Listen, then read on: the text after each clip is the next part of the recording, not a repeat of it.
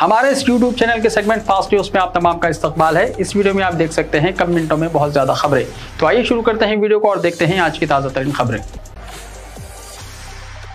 निजाम दौरे हुकूमत के नायाब चांदी के सिक्के जिले करीमनगर में हुए बरामद। रियासत तेलंगाना के जिले करीमनगर में हुजूर निजाम के दौर के चांदी के सिक्के बरामद हुए।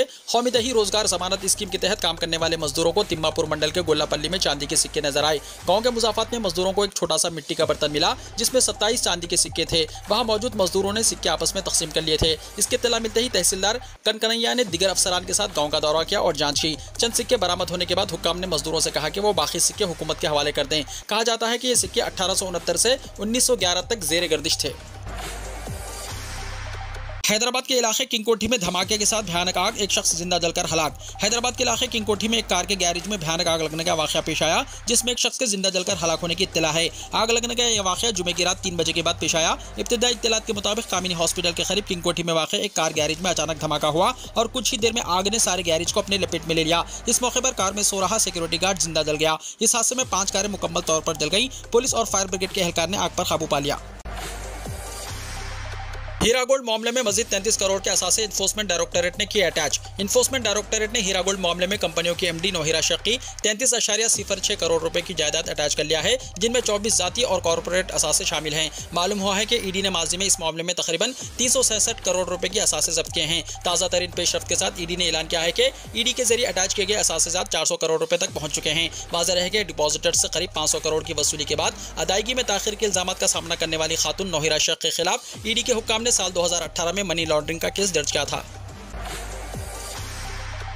राहुल गांधी से बीजेपी खौफजदा, मोहम्मद अली शब्बीर ने कहा। साबिक अपोजिशन लीडर मोहम्मद अली शब्बीर ने कहा कि कांग्रेस पार्टी राहुल गांधी के खिलाफ बीजेपी की इंतखामी कार्रवाई से खौफजदा नहीं होगी। लोकसभा की रुकनियत से नाअहल करार देने की कार्रवाई पर तबसरा करते हुए मोहम्मद अली शब्बीर ने कहा कि इस तरह की कार्रवाइयां कांग्रेस के लिए नई नहीं है। राहुल गांधी ने भी कहा कि सच्चाई के रास्ते पर घबराने की जरूरत नहीं है। मुल्क को आज़ादी दिलाने वाली कांग्रेस है और जल्दी सच्चाई सामने आएगी। नफरत के खात्मे के लिए भारत जोड़ो यात्रा की कामयाबी से बीजेपी खौफजदा है और राहुल के खिलाफ साजिश और घटिया सियासत कर रही है। मुल्क के अवाम बीजेपी को आने वाले दिनों में सख्त जवाब देंगे और बीजेपी को सबक सिखाएंगे।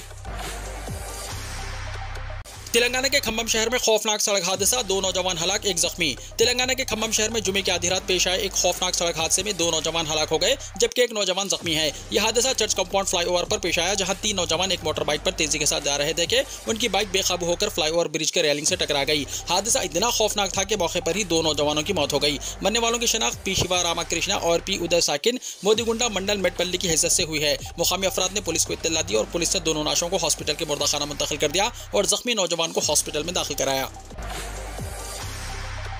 बंडी संजय को एक बार फिर एसआईटी का नोटिस। एसआईटी हुकाम ने एक बार फिर बीजेपी के रियासती सदर बंडी संजय को नोटिस जारी किया है जिन्होंने टीएसपीएससी सवालिया पर्चा लीक होने के मामले में इल्जामात लगाए थे। बताया जाता है कि वो इस महीने की 26 तारीख को एसआईटी के सामने पेश होंगे। मालूम हुआ है कि एसआईटी के एहलकार बंडी संजय को पहले ही नोटिस जारी कर चुके हैं। ताहम उन्होंने एसआईटी के ओहदेदारों को खत लिखकर कहा कि वो इस महीने की 24 तारीख को नहीं आ सकते क्योंकि पार्लियामेंट की मीटिंग थी। बताया गया है कि इसीलिए एक बार फिर नोटिस दिया गया। एमसेट पेपर्स को महफूज रखने के लिए ब्लॉकचेन टेक्नोलॉजी के इस्तेमाल पर गौर किया जा रहा है। Telangana state public service commission के इम्तिहानी पर्चों के लीक के बाद रियासत भर में 7 मई से मुनक्किद होने वाले एमसेट एग्जाम्स के सवालात के लिए सख्त तकनीकी हिफाजती इकदाम किए जा रहे हैं। इंतहाई महफूज ब्लॉकचेन सिक्योरिटी निज़ाम तैयार करने पर संजीदगी से गौर किया जा रहा है। इसके साथ ही ओहदेदारों की जानिब से एमसेट पेपर की तैयारी, इसको कंप्यूटराइज्ड और सर्वर में ज़ख़ीरा करने के तरीक़ेकार के माहिरीन के साथ जायज़ा इजलास तलब करने की मनसूबाबंदी तैयार करने, अभी तक पेपर्स की तैयारी में अहम रोल अदा करने वाले माहिरीन की फहरिस्त तैयार की जा रही है। तेलंगाना के अलावा दूसरी रियासतों के 2.5 लाख उम्मीदवार एमसेट एग्जाम्स लिखने की उम्मीद की जा रही है। तेलंगाना हायर एजुकेशन काउंसिल इसके लिए तमाम एहतियाती इक़दाम कर रही है।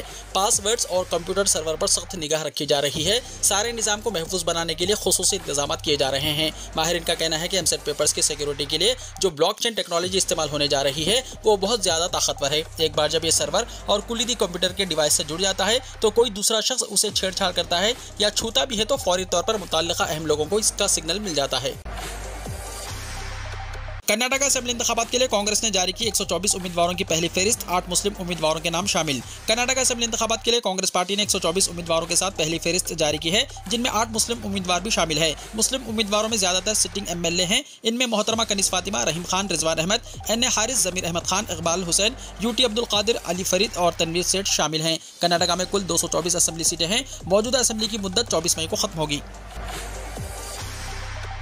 मेरा नाम सावरकर नहीं गांधी है, गांधी माफी नहीं मांगता, राहुल ने कहा। कांग्रेस के साबिक सदर राहुल गांधी ने हित की इज्जत के मामले में लोकसभा की रुकनीत से नाअहल करार दिए जाने के एक दिन बाद हफ्ते को अपने किसी भी बयान पर माफी मांगने या अफसोस जाहिर करने से साफ इनकार करते हुए कहा कि मेरा नाम सावरकर नहीं है, मेरा नाम गांधी है, गांधी किसी से माफी नहीं मांगता। मिस्टर गांधी ने दारुल हुकूमत में कांग्रेस हेडक्वार्टर में खुसूसी तौर पर मुनक्किदा प्रेस कॉन्फ्रेंस में कहा कि पार्लियामेंट से इनकी रुकनीत से नाअहल करार दिए जाने या इन्हें पार्लियामेंट में बोलने का मौका न देने की सिर्फ एक वजह है कि भारतीय जनता पार्टी वज़ीर-ए-आज़म नरेंद्र मोदी और कारोबारी अडानी जी के ताल्लुकात पर उठने वाले सवाल से आवाम की तवज्जो हटाना चाहती है। कांग्रेस लीडर ने कहा कि मैं पार्लियामेंट में रहूं या पार्लियामेंट से बाहर, मैं इस मसले को उठाता रहूंगा और इससे पर्दा उठाकर ही रहूंगा। राहुल का मामला अब पूरे मुल्क में गूंजेगा, प्रियंका गांधी का बयान। कांग्रेस जनरल सेक्रेटरी प्रियंका गांधी ने मरकज की मोदी हुकूमत पर हमला बोला है। उन्होंने कहा कि अवाम की आवाज को दबाया नहीं जा सकता। ये सवालात अब पूरे मुल्क में गूंजेंगे और उनका जवाब देना पड़ेगा। कांग्रेस के साबिक सदर राहुल गांधी की लोकसभा की रुकनीत की मनसूखी पर प्रियंका गांधी ने हफ्ते को ट्वीट किया। अपने ट्वीट में प्रियंका गांधी ने कहा कि इन सवालात के लिए राहुल गांधी पर हमला किया जा रहा है। अवाम के मुंतखब करदा सरकारी मुलाजिम ने जब अवाम की जानिब से सवालात किए तो अडानी के खादिम ने अवामी खिदमतगार की आवाज को दबाने की साजिश की, लेकिन अवाम की आवाज को दबाया नहीं जा सकता। ये सवालात अब पूरे मुल्क में और उनका जवाब देना पड़ेगा। संस्कृत यूनिवर्सिटी में नमाज पढ़ने का वीडियो वायरल, हिंदू तंजीमों ने कार्रवाई का मुतालबा किया। संस्कृत यूनिवर्सिटी कैंपस में नमाज अदा करने वाले तलबा का वीडियो सोशल मीडिया पर वायरल हो रहा है। मामला सामने आते ही तमाम हिंदू तंजीमों के कारकुनों ने एहतजाज शुरू कर दिया। इसके साथ ही जिले मजिस्ट्रेट के दफ्तर पर पहुंचकर ऑल इंडिया हिंदू महासभा संगठन के कारकुनों ने यूनिवर्सिटी के अहाते में नमाज अदा करने की मजम्मत की। इसके साथ ही एक मेमोरेंडम भी पेश किया गया जिसमें ऐसे तलबा के खिलाफ कानूनी कार्रवाई करने का मुतालबा किया गया है। अखिल भारत हिंदू महासभा संगठन की जिले सदर छापा गौतम ने बताया कि संस्कृत यूनिवर्सिटी कैंपस में नमाज अदा करने वाले कुछ तालिब इल्मों की वीडियो सोशल मीडिया पर वायरल हुई है। यूनिवर्सिटी में तमाम मज़ाहिब के बच्चे पढ़ने आते हैं, लेकिन कुछ तलबा नमाज पढ़कर माहौल को खराब करने की कोशिश कर रहे हैं। उन्होंने कहा कि जिला इंतजामिया को मेमोरेंडम देकर 24 घंटे में कार्रवाई का मुतालबा किया गया। कार्रवाई न होने पर बड़े एहतजाज का इंतबाह दिया गया है। राहुल गांधी की हिमायत में खवातीन का एहतजाज। पार्लियामेंट से राहुल गांधी की रुकनीत मनसूख होने के बाद राहुल गांधी की हिमायत में मुल्क भर में एहतजाज जारी है। मध्य प्रदेश महिला कांग्रेस के कारकुनों ने भोपाल के रोशनपुरा में जिले कांग्रेस दफ्तर के बाहर एहतजाजी मुजाहरा किया। जमहूरियत की अर्थी उठाए हुए मोदी हुकूमत के खिलाफ नारे लगाए गए। इस अर्थी को कंधा देते हुए महिला कांग्रेस के कारकुनान सड़क पर निकल आए और नारे लगाए। भोपाल में रियासती महिला कांग्रेस के कारकुनों ने जमहूरियत की अर्थी निकालकर एहतजाज किया। मोदी हुकूमत पर इल्जाम आयद करते हुए उन्होंने कहा कि राहुल गांधी पर जिस तरह से कार्रवाई की गई है ये जमहूरियत का कत्ल है और इसके लिए हम उनकी अर्थी निकाल रहे हैं। पार्लियामेंट से राहुल गांधी की रुकनीत मनसूख होने के बाद राहुल की हिमायत में मुल्क भर में एहतजाज जारी है। लाडली बहना योजना के लिए दरख्वास्त लेना शुरू, सर्वर डाउन होने से पहले दिन ही निजाम दहम बरहम। मध्य प्रदेश में 5 मार्च को शुरू की गई शिवराज सिंह हुकूमत की अहमियत की हामी मुख्यमंत्री लाडली बहना योजना के लिए दरख्वास्त भरना हफ्ते से शुरू हुआ। रियासत भर में कैंप लगाकर फॉर्म भरे जा रहे हैं, लेकिन स्कीम का सर्वर डाउन होने की वजह से खवातीन को पहले दिन ही शदीद परेशानी का सामना करना पड़ा। सर्वर डाउन होने की वजह से दोपहर 1 बजे तक न तो ऑनलाइन फॉर्म भरे गए और न ही EKYC किया गया। दूसरी जानिब कैंप में खवातीन की तादाद बढ़ रही है। बहुत सी खवातीन भूखी और प्यासी सर्वर शुरू होने का इंतजार कर रही हैं। वज़ीर आला शिवराज सिंह चौहान ने 5 मार्च को अपनी सालगिरह पर भोपाल के जम्बूरी मैदान में मुनक्किदा एक अज़ीमुश्शान प्रोग्राम में इस स्कीम का आगाज किया था। इस स्कीम में दरख्वास्त देने वाले खवातीन को हर महीने 1000 रुपये दिए जाएंगे। इसके लिए हफ्ते से दरख्वास्तें भरने का काम शुरू हो गया। कोरोना के बढ़ते हुए मामलात ने बढ़ाई तशवीश। मरकज ने जारी की एडवाइजरी, 10-11 अप्रैल को मुल्क भर में होगा मॉक ड्रिल। मरकजी वजारत सेहत ने मुल्क में कोरोना वायरस और फ्लो के बढ़ते हुए मामलात के दरमियान एडवाइजरी जारी की है। इस एडवाइजरी में लोगों को कोरोना के लिए तय हिफाजती प्रोटोकॉल पर अमल करने का मशवरा दिया गया है। वजारत ने लोगों को भीड़ भाड़ और बंद मुकामात में मास्क पहनने का मशवरा दिया है। इसके साथ ही छींकते या खांसते वक्त नाक और मुंह को ढकने के लिए रुमाल या टिश्यू का इस्तेमाल करने के लिए भी कहा गया। हाथों की सफाई बरकरार रखने के लिए हाथों को बार बार साबुन या हैंड वॉश से धोने का मशवरा दिया गया। नीस लोगों को अवामी मुकामात पर थूकने से परहेज करने की भी हिदायत दी गई है। वजारत सेहत की हिदायत के मुताबिक जांच को बढ़ावा देने और अलामत के बारे में जल्द मालूमात देने के लिए भी कहा गया है। इसके साथ ही यह भी मशवरा दिया गया है कि अगर सांस की बीमारियों में मुब्तला हो तो जाती राब्ता महदूद रखें। कोविड-19 के बढ़ते हुए मामलों के पेश नज़र इससे निपटने के लिए तैयारियों का जायजा लेने के लिए 10 और 11 अप्रैल को कौमी सतह पर एक मॉक ड्रिल का इनेकाद किया जाएगा।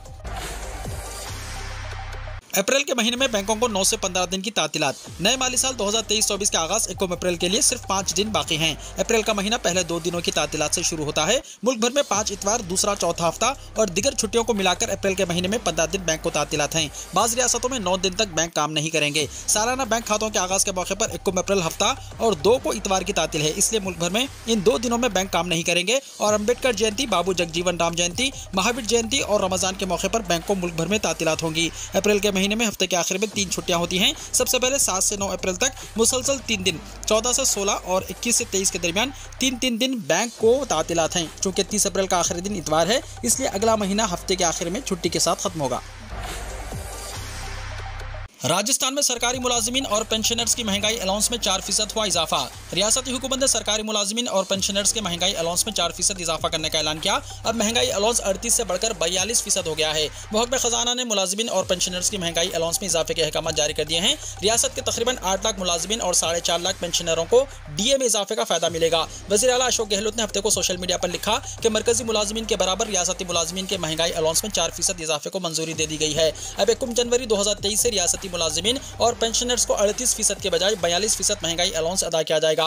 मुलाजिमीन को मदद फराहम करने के लिए रियासती हुकूमत तकरीबन 1640 करोड़ रुपए सालाना बर्दाश्त करेगी। उन्होंने बताया कि इस फैसले से तकरीबन 8 लाख मुलाजिमीन और 4,40,000 पेंशनर्स मुस्तफिद होंगे।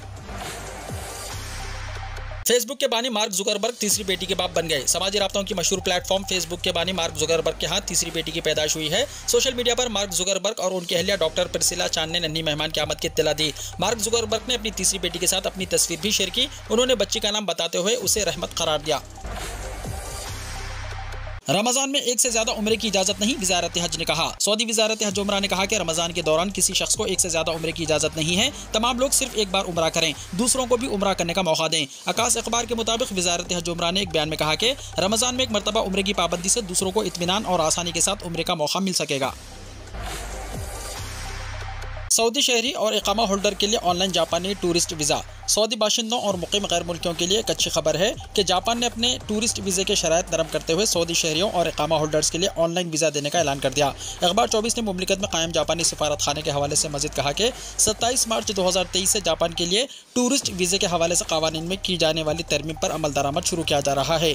जापानी सिफारती ज़राए के हवाले से मज़ीद कहा गया है कि जापान का टूरिस्ट वीज़ा हासिल करने के ख्वाहिशमंद सऊदी शहरी हों या मुमलिकत में क़ानूनी तौर पर इकामा पर मुक़ीम किसी भी मुल्क से ताल्लुक़ रखने वाले हों, वो वीज़ा हासिल करने के लिए इंटरनेट पर शुरू की गई वीज़ा ऐप के जरिए दरख्वास्त जमा कर सकते हैं। वीडियो को लाइक शेयर कीजिए और हमारे इस YouTube चैनल को सब्सक्राइब करते हुए इसके बेल आइकॉन को भी प्रेस कर लीजिए ताकि हर आने वाली वीडियो का नोटिफिकेशन सबसे पहले आपको मिलता रहे।